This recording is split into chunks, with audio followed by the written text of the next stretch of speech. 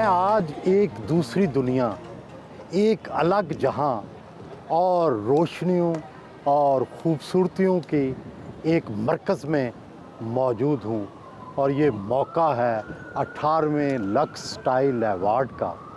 आज हम देखेंगे रिहर्सल और आज हम देखेंगे शो और बैक स्टेज पे क्या होता है।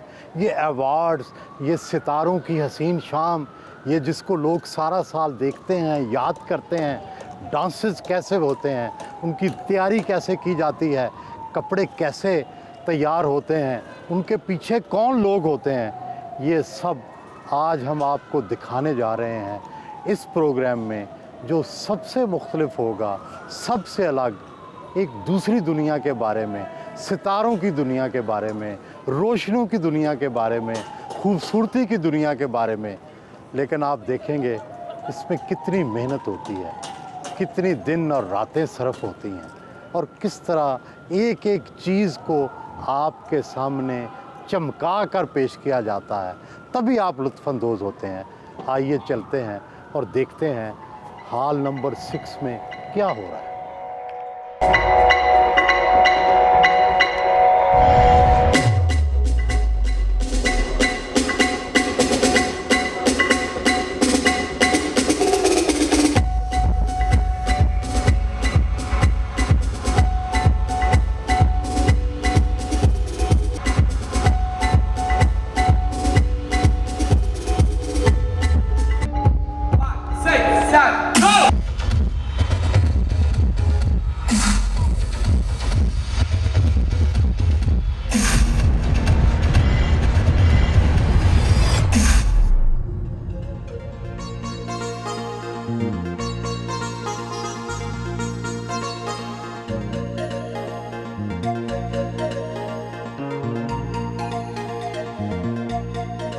Okay, ready, stand by boys, and cue playback music. जल्दी आगे चिट्ठी जरा सैयद के नाम लिख दे, हाल मेरा दिल का तमाम लिख दे। चिट्ठी जरा सैयद के नाम लिख दे।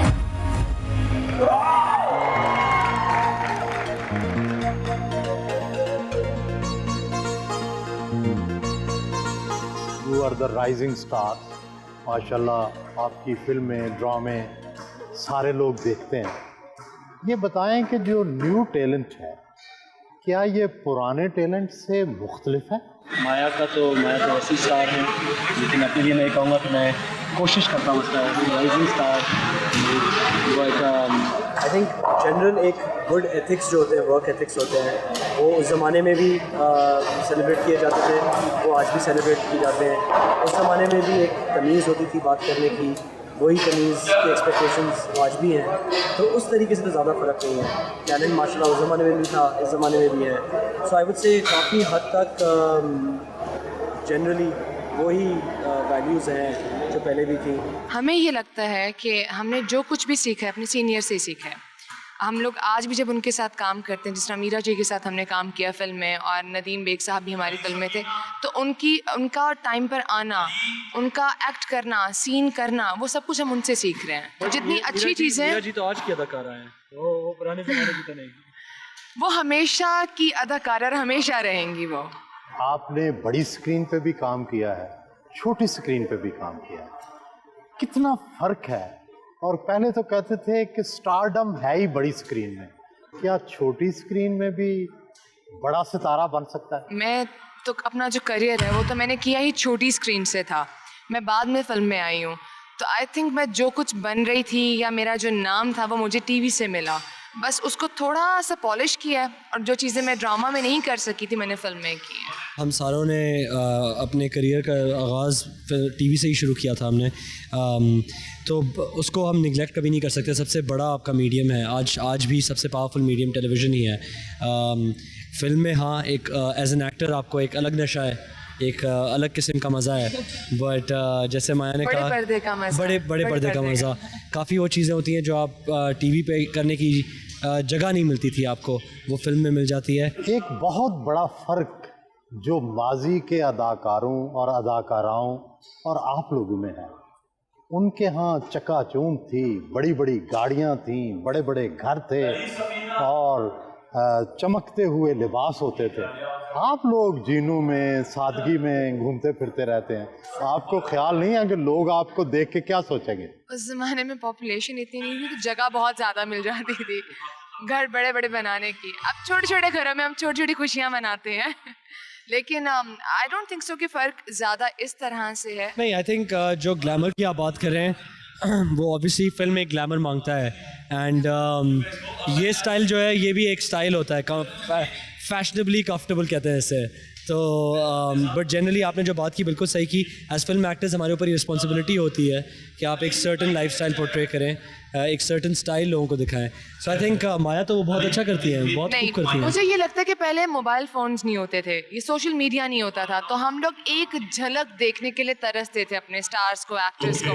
अब इतना ज़्यादा आपको छोटी छोटी चीज़ कि आपका एक्टर कहाँ जा रहा है, कब आया, किसके साथ है, क्या खा रहा है, क्या पी रहा है, तो आपको आई थिंक आप रियलिटी ज़्यादा दिखाने लगे हैं। तो ये अच्छा है, रिलेट करते हैं लोग हमसे, हम उन्हीं की तरह के हैं, बस बड़े पर्दे पे छोटे पर्दे पे आते हैं। At a very young age, you are being recognized at Lux Award.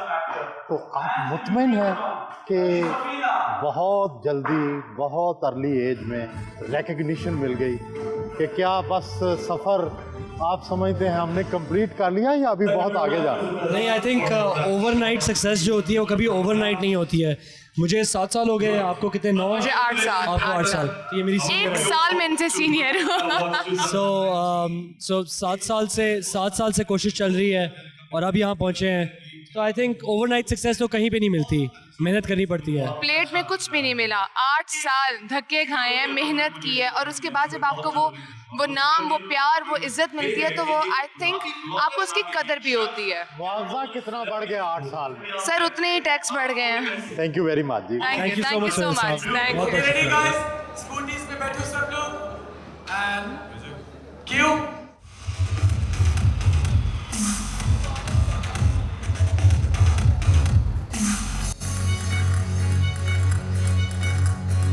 वादा करो साजना,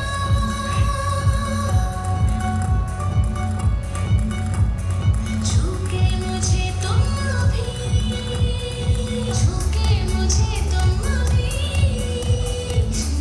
ना हम कभी।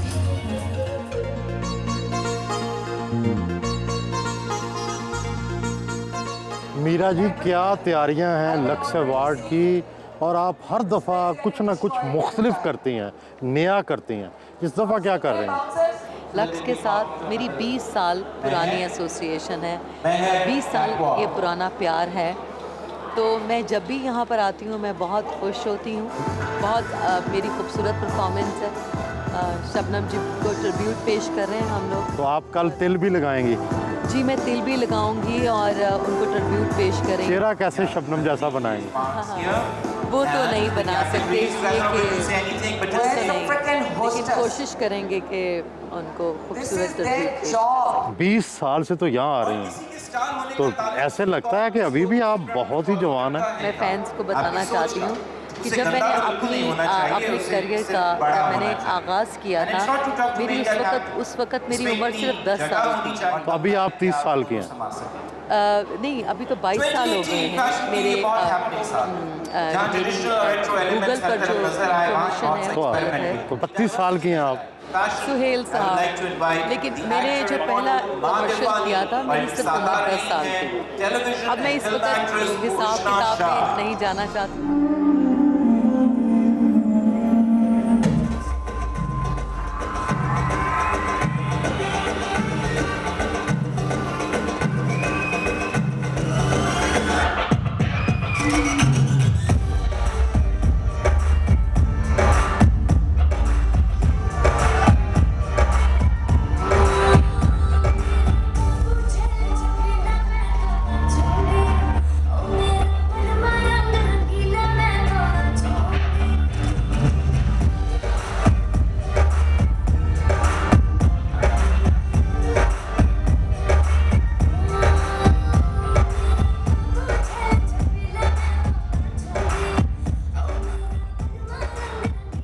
आप तो तख्लीक का ऐसा चश्मा है जिससे हर वक्त पानी निकलता रहता है, लक्स अवार्ड को कब इंडिया के अवार्ड्स के बराबर लाएंगे?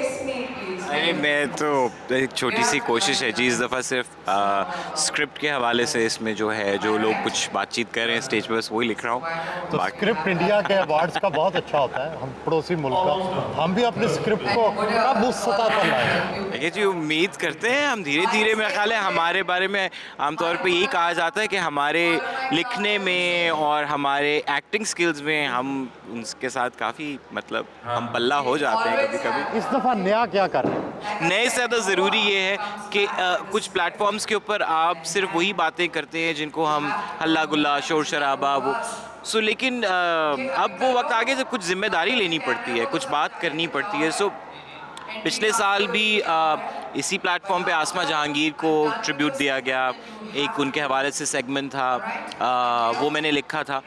इस दफ़ा भी कुछ ऐसी चीज़ें हैं इसमें जो हसास टॉपिक्स हैं जिनके ऊपर कुछ बातचीत की गई है। सबा जी, जी सर। आपसे कोई नकल उतारना सीखे। Oh my God. और सर मैं कहाँ।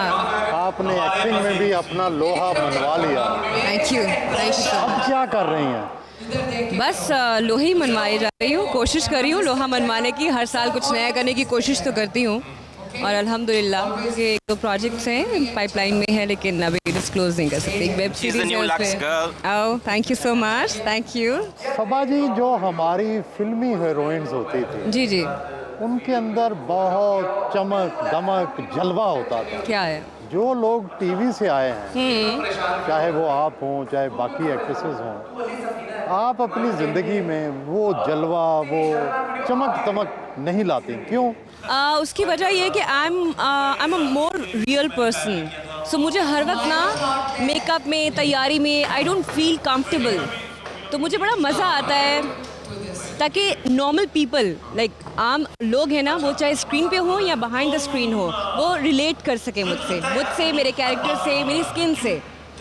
सो मुझे लगता है ब्यूटी है, आप इंसान हो, रियल होना बहुत ज़रूरी है। या सबा जी, आप अभी भी तरोताज़ा नौजवान हैं, लेकिन compliment by the way, thank you so much, you made my day, thank you. लेकिन बहरहाल सवाल तो उठते हैं, कब शादी करेंगी, कब आप अपनी जो नेक्स्ट डेस्टिनेशन है उसको टच करेंगे? सर मुझे लगता है शादी तब करें जब आप महसूस करें कि अब हो जानी चाहिए।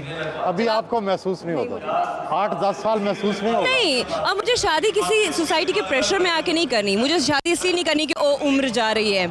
मुझे लगता है कि आप अपनी ज़िंदगी का 1 साल किसी अच्छे इंसान के साथ गुजार लें, वो 50 साल के बराबर होता है, ना कि एक ऐसे इंसान के साथ जिसके साथ आपकी कंपैटिबिलिटी नहीं है और आप सारी ज़िंदगी उसके साथ गुजार दो जस्ट बिकॉज ऑफ ये सोसाइटी क्या कहेगी, मेरी फैमिली क्या कहेगी या मेरे रिलेटिव्स क्या कहेंगे। मैं I am not that sort of person ना। तो मैं जब भी शादी करूँगी, चाहे मैं 50 साल की उम्र में आके करूँ, तो किसी ऐसे इंसान के साथ करूँगी जिसके साथ मैं कंफर्टेबल फील करूँ, कंपैटिबिलिटी हो मेरी। तो आप अपने फैंस को इतना इंतज़ार करवाएंगी? नहीं इंतज़ार के मेरी शादी नहीं होगी तो क्या हो जाएगा। सभा के काम का इंतजार करें, वो सभा की शादी की वीडियो का क्यों? दूसरा आप कह रहे थे हाँ, यकीनन शादी की वीडियो से ज़्यादा आपके काम की वीडियो चलनी चाहिए। By the way I agree with you, thank you. और सभा तो तरोताज़ा है, लोग उनके बारे में ये सवाल पूछते रहते हैं। मैं तरोताज़ा नहीं भी हूँ, मुझसे भी ये सवाल पूछते हैं लोग। और मुझे लगता है कि मेरी शादी मेरे काम से है। लोगों को ये पसूड़ी क्या है और ये लोगों के लिए इस बात की इफादियत क्या है, बस मैं उनको तसल्ली करवाना चाहता हूँ कि बिल्कुल सब आराम है, सब खैरियत है, बिल्कुल परेशान ना हो। और शादी के जो सवालात हैं, हैप्पी टू बी अलोन। या आप लक्स गर्ल हैं, या जी, इसके क्या मेरिट होता है और इसकी फिर जब आप बन जाते हैं तो आगे इससे क्या तवक्कुआत की जाती है? Sir Lux is all about beauty and confidence I guess. मुझे लगता है कि आप जैसे भी हो, चाहे काले हो गोरे हो, it's very important being comfortable in your own skin. आप अपनी ज़ात में, अपनी स्किन में खुश रहें। शर्मा साहब, कोई ऐसा ख्वाब जो आप देखते हो और उसे अभी तक तकमील तक ना पहुंचा सके? राइट साहब, हज़ारों ख्वाहिशें वैसे तो, लेकिन कुछ चीज़ें ऐसी हैं जो कहीं फंसी हुई हैं। मेरा दिल चाहता है उन पर ज़रूर कभी काम किया जाए। राजा गिद्ध मेरी बड़ी ख्वाहिश है कि कभी उस पर काम हो। और कुर्सिया का जो जी नावल। बिल्कुल।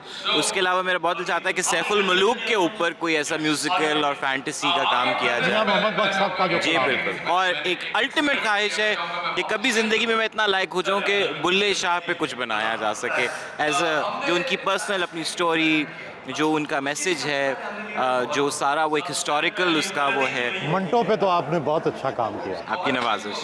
हमने अच्छा काम किया, साथ मंटो में मेरी साथी अदाकारा भी बैठी हुई। बहुत शुक्रिया। Thank you so much. Manto जी।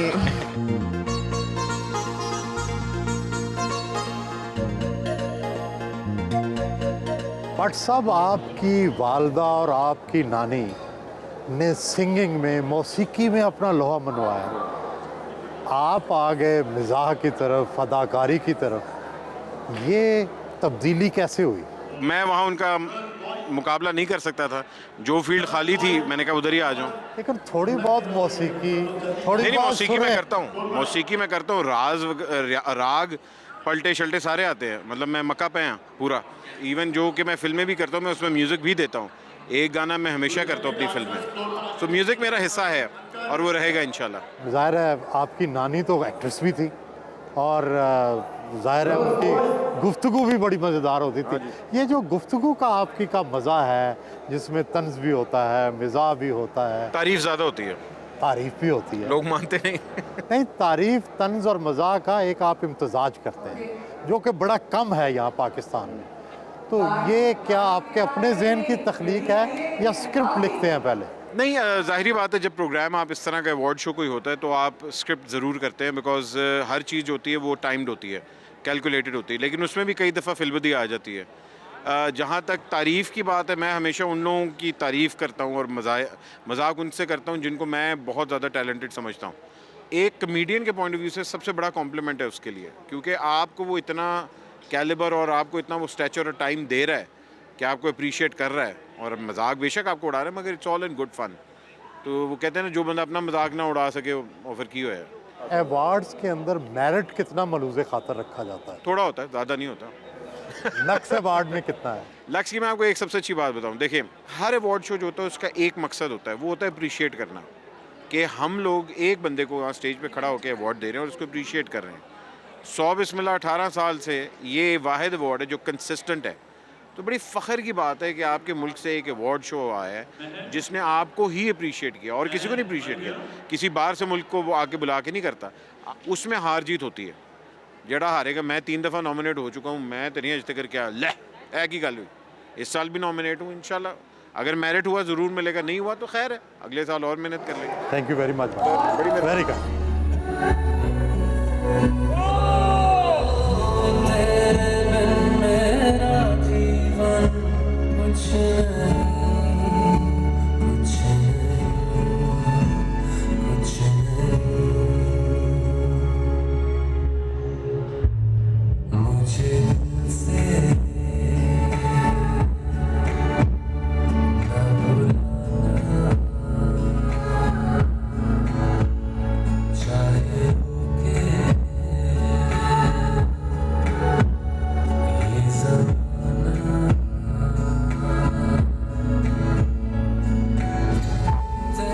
आतिफ असलम ने मौसीकी की दुनिया में पूरे बरसगीर में अपना नाम कमा लिया। आप वो अपने अंदर कौन सी खूबी समझते हैं कि छा गए? जी, मेरे अंदर मुझे तो कोई खूबी नहीं नज़र आती। हाँ, ये लोगों की खूबी है कि जो मुझे पजीराई देते हैं। क्या एक मखसूस लहजा है, एक मखसूस आवाज़ है? आवाज़ कह लें, पर मेरा मानना यही है कि जिसे वो अता करना चाहे, जिसे वो अता करना चाहे वो उसको नवाज देता है। तो मैं भी उन लोगों में से हूँ, कोई ऐसी ख़ास बात नहीं। हाँ, अगर मुझे क्रेडिबिलिटी आप देना चाहते हैं तो शायद इस बात की दें कि मुझे लगता है कि मैं लाइमलाइट से थोड़ा सा दूर रहता हूँ। इस वजह से शायद मुझे लगता है कि हाँ। क्यों लाइमलाइट से क्यों दूर रहते हैं? बस दिल कुछ नहीं लगता लाइमलाइट में। रोशनियाँ, ये चकाचौंध, नहीं, ये पसंद, ये चीज़ें मुझे पसंद नहीं है। खामोशी, बिल्कुल लोनलीनेस, ऐसी चीज़ें मुझे पसंद है। हाँ जी, लेकिन किसी की हाँ में हाँ मिलाना मुझे ज़रा अजीब लगता है। इसलिए कि अगर आपको कोई काम चाहिए हो किसी से काम लेना हो, और वैसे जैसे आप सोशलाइज़ करते हैं तो एक अच्छी गैदरिंग में सोशलाइज़ करना हो जहाँ पे मुझे लगा हो कि मेरे अपने हैं, मेरे दोस्त हैं, मेरे यार हैं, और मैं कुछ भी पहन के जा सकता हूँ, मुझे कुछ भी खाना पसंद है तो मैं उसको कहूँगा तो मुझे ला के दे देगा एंड ऑल दैट। तो मुझे जहाँ मुझे कोई बंदिश नहीं होगी, तो ऐसी जगह पे मुझे जाना जो है ज़्यादा अच्छा लगता है, बजाय इसके कि मैं किसी ऐसी जगह पे जाऊँ जहाँ मुझे कहना पड़े मुझे आपकी हाँ में हाँ मिलानी है तो मुझे काम चाहिए और ये वो। पाक भारत तल्लुकात में ख़राबी की वजह से बॉलीवुड तो तकरीबन बंद हो गया। आप पर इसका कितना असर पड़ा है, आपके काम पर, इस आपकी आमदनी पर? मेरी आमदनी जो सबसे ज़्यादा थी मेरे कॉन्सर्ट से थी हमेशा, और वो अल्हम्दुलिल्लाह अभी भी चल रहे हैं, अल्हम्दुलिल्लाह अभी भी जा रहा है। अभी भी हम लोगों ने नायरोबी में शो किया है, फिर मैं मॉरिशस में शो करने जा रहा हूँ। और बात दरअसल यही है कि अभी कुछ ही दिनों पहले जब ये सिलसिला बंद हुआ था तो जिस लेबल के साथ मैं काम कर रहा था उन्होंने कुछ ही अरसे के बाद अपनी वेबसाइट पे मेरा गाना अपलोड कर दिया था। लक्स अवार्ड में आपकी क्या कंट्रीब्यूशन है और आप क्या समझते हैं इस तरह के अवार्ड्स किस हद तक फ़न के लिए ज़रूरी हैं, आर्ट्स के लिए ज़रूरी हैं? बहुत ज़रूरी है अप्रिसिएशन। आर्टिस्ट तो वैसे ही अप्रिसिएशन का भूखा होता है, तो मुझे लगता है कि ये हमारी आने वाली जनरेशन्स के लिए बहुत अच्छा है, ये पजीराई बहुत अच्छी है। फिल्म्स को आप देखें आज से 10 साल पहले कहाँ थी, आप कहाँ हैं माशाल्लाह, और जितना म्यूज़िक की फील्ड में भी साथ साथ काम हो रहा है मुझे बड़ी उससे खुशी होती है। और जितना भी यंग टैलेंट है इनको मिल के खुशी होती है। आप क्लासिकी मौसीकी भी सीखते हैं? नहीं, मैं सीखता नहीं, मैंने नहीं सीखी भी, मैं ट्रेंड नहीं हूँ, लेकिन मैं सीखना चाहता हूँ। शुरू करेंगे आप? ज़रूर, क्यों नहीं। क्या करना चाहते हैं मुस्तकबिल में, कोई बड़ा काम? इंसान बनना चाहता हूँ। सबसे बड़ा काम तो यही करना चाहता हूँ। हाँ, ह्यूमन वैल्यूज़। एग्जैक्टली, बहुत ज़रूरी है। बहुत शुक्रिया, बहुत शुक्रिया Very sir. kind, very well thank said. You very Very much. well.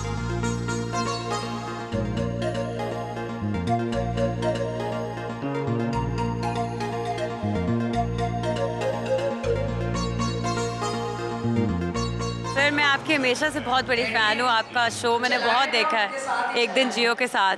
आपके बारे में तो कहा जा सकता है वो आई, उसने देखा और छा गई। आई थिंक शोहरत एक अप्रिसिएशन होती है आपके स्किल की, तो कोई भी स्किल बहुत वक्त लगता है बनाने में। मैं क्लास 5 में थी जब मैंने गिटार खुद सीखा बजाना। मैं अपने गाने भी खुद लिखती थी, अपने आप को रिकॉर्ड करती थी, प्रोड्यूस करती थी म्यूज़िक।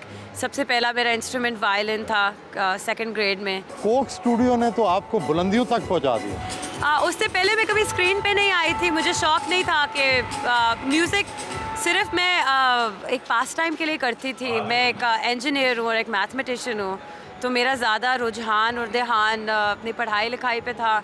पर फिर जिस साल आफरीन मैंने किया था उस साल मैं ग्रेजुएट की थी कॉलेज से, तो मैंने कहा ये भी शौक़ पूरा कर लूँ कि I live in New York. New York? जी। अच्छा, तो वहाँ म्यूज़िक प्रैक्टिस करती थी? हाँ, शुरू तो वहीं पे किया था। वायलिन क्लासेस वहाँ पे मैंडेटरी होता है हर स्टूडेंट के लिए। तो आपकी उर्दू इतनी अच्छी कैसे है फिर? क्योंकि मैं दोनों जगह पे रही हुई हूँ। मैं फ़ारसी भी बोलती हूँ, मैं रशियन भी बोल लेती हूँ। मेरे पेरेंट्स यूक्रेन में रहते थे, मेरी अम्मी फ़ारसी वान है। My father was a diplomat as well, वो आर्मी में थे, he was a brigadier, and then वो फॉरेन सर्विस में भी थे। देखिए एक ज़िंदगी मिलती है, उस एक ज़िंदगी के अंदर जितना कुछ कर सकते हैं कर लें। और क्या करना चाहती हैं? मैं खाना बहुत अच्छा पकाती हूँ, मुझे शेफ़ बनने का शौक़ है, किसी दिन अल्लाह करे। सबसे मज़ेदार चीज़ कौन सी है? आई थिंक मेरी बिरयानी मेरी फेवरेट है। ये लोग लाहौर और कराची लड़ लें पुलाव और बिरयानी के बीच में, पर उन्होंने मेरी बिरयानी नहीं खाई अभी तक। और म्यूज़िक में और आगे क्या करेंगे? मैं एक रिकॉर्ड लेबल शुरू कर रही हूँ, जो आप यहाँ देखेंगे भी लक्स स्टाइल अवार्ड्स पे जो एक लोगो है वो मेरे रिकॉर्ड लेबल का लोगो है, क्योंकि पाकिस्तान में रिकॉर्ड लेबल कोई है नहीं। तो अगर कोई म्यूज़िशियन है उसके पास अपॉर्चुनिटी नहीं है, कोई प्लेटफॉर्म नहीं है शाइन करने के लिए, you need a record label, you need a whole structure. खुदा ने इज़्ज़त दी, अब मैं इज़्ज़त वो इस्तेमाल कर सकती हूँ उन लोगों को मौके फराहम करने के लिए जो कि वाकई बहुत डिज़र्व करते हैं उस चीज़ को। कोई एक बोल सुना दें ताकि कानों में रस खुल जाए। आप क्या सुनना चाहते हैं? मैं वैसे गाना गाती नहीं हूँ। चले कोई एक। जाने कैसी बांधी तूने अखियों के डोर, मन मेरा खिंचा चला आया तेरी ओर। अली साहब आप बताएं कि लक्स स्टाइल अवार्ड जो है ये कितना अहम है फ़न के लिए और आर्टिस्टों के लिए? आई थिंक बहुत इम्पेरेटिव है इंडस्ट्री के ग्रोथ के लिए कि इस तरह के अवार्ड सेरेमनीज़ हों, और अगर वो लेजिट तरीके से सरंजाम दी जाती हैं और जो हमारे आर्टिस्ट हैं, जो हमारे लेजेंड्स हैं या न्यू कमर्स हैं, उन तमाम लोगों को अगर सराहा जाता है, उनके काम को पहचान मिलती है, तो ये एक अच्छा इवेंट है। आप कॉमिक कैरेक्टर भी कर लेते हैं, सीरियस भी कर लेते हैं, तो ये डाइवर्सिटी कैसे? बिल्कुल, जैसे आप बड़े मुश्किल सवाल भी पूछ लेते हैं और कभी कभार बहुत आसान सवाल होते हैं। तो आई फील कि एज एन एक्टर मेरे लिए चैलेंजिंग होता है, क्योंकि मैं कहीं से एक्टिंग सीख के नहीं इस फील्ड में आया था। मेरा ताल्लुक भी म्यूज़िक से रहा है बड़े अरसा। मैं वीजिंग मैंने की है, रेडियो किया है, तो उसकी वजह से आहिस्ता आहिस्ता ट्रांजिशन हुआ है मेरा। मगर मुझे ये पता था कि मैंने हमेशा एक्टर बनना है या मुझे एक्टिंग का शौक़ है। और सिंगिंग आप भी करते हैं बाथरूम में? हाँ बिल्कुल सुहेल साहब, यानी सिंगिंग तो एक ऐसी चीज़ है जो कि आपको आए या ना आए करनी चाहिए। अच्छा। हाँ सब करते हैं। हाँ, everyone is a bathroom singer. Yes. और बेसुरा कोई नहीं होता, क्योंकि हर सुर के बीच में भी क्वार्टर नोट्स होते हैं। तो सुर तो है ही ना at the end of the day. उसकी हमने स्ट्रक्चर्स बनाए हुए होते हैं कि अगर आप एक स्केल के अंदर है तो ये नोट्स चलेंगे, वरना बाकी नहीं। तो अगर कोई रीडिफाइन कर रहा है, बेसुरा कोई भी नहीं होता। तो what are you expecting of Lux awards? As always, यानी इतने सालों से लक्स की आपको क्या मिलेगा? मैं तो होस्ट कर रहा हूँ ना, तो मुझे इसके पैसे मिल रहे हैं, मुझे ये अच्छा लगा। और आपको? मैं डायरेक्टर प्रोड्यूस कर रही हूँ अपना सेगमेंट, जिसमें मैं विमेन एम्पावरमेंट की बात कर रही हूँ कि अगर हमें मौके खुद फराहम नहीं होते तो हम अपनी अपॉर्चुनिटी खुद बना लेते हैं, एंड वो बनाने के बाद हम आगे बढ़ते हैं। हम कंप्लेन नहीं करते उसके बारे में। एंड आई थिंक कि ख़वातीन को जितनी मुश्किलात का सामना होता है, उससे वो उतनी ज़्यादा रेजिलिएंट हो जाती हैं और उतनी ज़्यादा मेहनत करती हैं। तो वो पॉइंट है। Thank you very much. Thank you so much. Suhail साहब, Thank you, बहुत बहुत sir. शुक्रिया।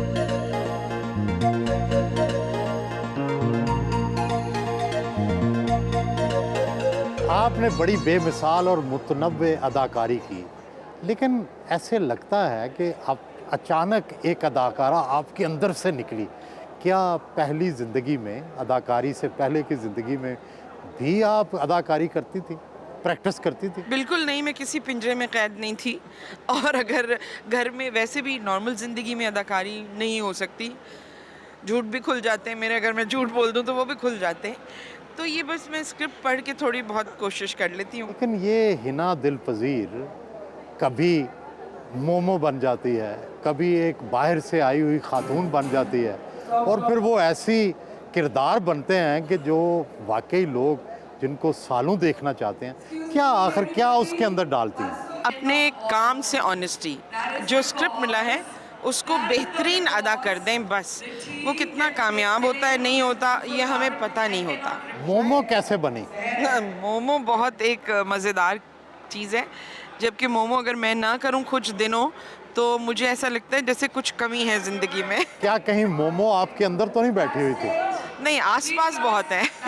किसी से मुतासर हुई, किसी को देखा? जी हाँ, बहुत सारे लोग हैं, जिनमें 2 लोग बड़े नुमाया हैं। इसमें से एक तो एक कार्टून कैरेक्टर है जो फाइंडिंग नीमो में एक मछली थी, उसका नाम था डोरी।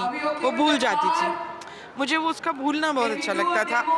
शार्क के मुंह पे आके खड़े होके पूछती थी कि मैंने तुम्हें कहीं देखा है, तो वो मुझे मोमेंट अच्छा लगता। और जो इसकी लुक्स हैं, ये एक खातून मुझे अबू धाबी में मिली थी जो अपने वलीमे की दावत के लिए खड़ी थी। उनका अपना वलीमा था और उनके दोनों हाथ में केले थे। वो हेलो हाई भी कर रही थी, इधर से भी केला खाती थी, इधर से भी। उनको कोई परवाह नहीं थी दुनिया क्या कहती। ये मुझे बहुत अच्छी, उनकी बेनियाजी जो है ना, वो बहुत अच्छी लगी। और मोमो एक ऐसा कैरेक्टर है, ना तो उसमें कोई जेलसी है, ना उसमें कोई इंसानी जहन की कोई फतूर उसमें नहीं है उस कैरेक्टर में। शायद लोग उसको इसलिए पसंद करते हैं। ये जो अवार्ड्स हैं, लक्स स्टाइल अवार्ड या दूसरे अवार्ड, ये कितना फ़न के लिए, इनकी क्या सर्विस है, क्या इससे फ़ायदा होता है फ़न? सब लोग अपनी अपनी जगह मेहनत कर रहे हैं, लक्स और अवार्ड जो दूसरे अवार्ड, मगर खुदा की कसम फ़नकार को इससे कोई फ़ायदा नहीं है। क्यों? पैसे मिलते हैं, अवार्ड मिलते हैं। आई डोंट थिंक सो कि ये मैं फ़न की बात कर रही हूँ जिसके लिए अवार्ड दिया जाता है। ये नहीं कह रही कि ये गलत है, ये होना चाहिए, और फरिया ने बहुत एफर्ट करके ये सब जमा किया है।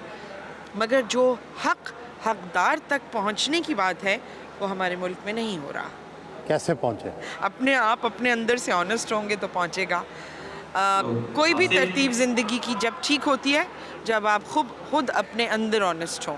आप अदाकारी के साथ बहुत ऑनेस्ट हैं। मुझे लगता है मैं इससे ब्रेड एंड बटर है ये मेरा, तो मैं जो कुछ दे रही हूँ उसके बदले में जो पैसे ले रही हूँ मुझे उसको हलाल करना है। तो मैं इतनी ऑनेस्टी ज़रूर करती हूँ अपने काम के साथ। यासिर साहब, आप पिंडी से आए, कराची में शो किए, अब आप ये बताएं कि क्या पंजाब के कल्चर और कराची के कल्चर में जो आर्ट्स का कल्चर है, आर्टिस्टों का कल्चर है, इसमें कितना फ़र्क देखा आपने? कुछ अरसे वहाँ रहा और फिर वापस यहाँ आ गया, तो मुझे तो कराची में एडजस्ट होने, और कराची में एक ऐसा शहर है जहाँ पे किसी को भी मुश्किल नहीं हुई एडजस्ट होने में। लाहौर के फ़नकार यहाँ हैं, कोयटा के यहाँ हैं, पेशावर के यहाँ हैं। तो आपका ड्रीम कैरेक्टर क्या है जो आप करना चाहते हैं? मंटो मेरा ड्रीम कैरेक्टर था, लेकिन वो सरमद ने बड़ा अच्छा उन्होंने किया है, परफॉर्म किया है। मंटो आपको अच्छा लगता है? जी बिल्कुल, मुझे लगता है वो भी एक राइटर का कैरेक्टर है, मैं भी लिखता हूँ, तो कहीं ना कहीं मैं चाहता था कि, और मैं अदाकार हूँ बेसिकली, तो मैं चाहता था कि मैं वो पोर्ट्रे करूँ, एक राइटर के अंदर की कैफियत, मंटो के अंदर की कैफियत क्या थी उसको पर्दे पे लाना बड़ा इंटरेस्टिंग होता है।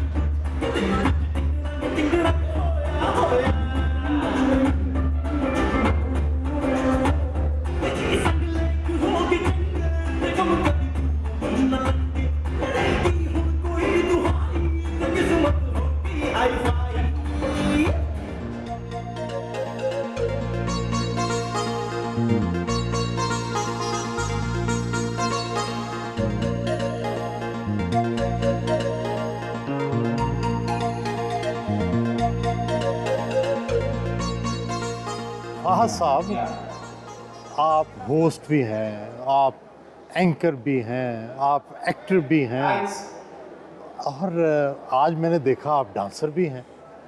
तो इतनी एनर्जी और इतना मुतनव्वो किरदार कैसे अदा कर लेते हैं? आई थिंक ओवरऑल जो डायरेक्टर्स मेरे साथ रहे हैं ज़िंदगी में, फिर वो चाहे शोज़ के हों, फिर वो चाहे फिल्म्स के हों, फिर वो चाहे ड्रामास के हों, उनको शायद ऐसा लगता था कि ये सब कुछ मैं कर सकता हूँ। ये मुझे भी नहीं पता था, मैं आपको सीधा बताऊँ, चाहे वो होस्टिंग हो, चाहे वो डांस। मैं भी डांस से पहले भी इसको यही कह रहा था, क्रिकेट पता नहीं कैसे हो जाता है, डांस आता नहीं है। लेकिन क्योंकि हमारे मुल्क में लोगों को बहुत कम डांस आता है, तो अंधों में काणे हम हैं, तो पता नहीं चलता। महविश, हर ज़माने की एक मार्लन मनरो, हर ज़माने की हुस्न की देवी होती हैं। आजकल आप हैं। अरे आपको कैसा लगता है? Compliment, thank you. आपको बहुत कैसे लगता है? बहुत अच्छा लगता है।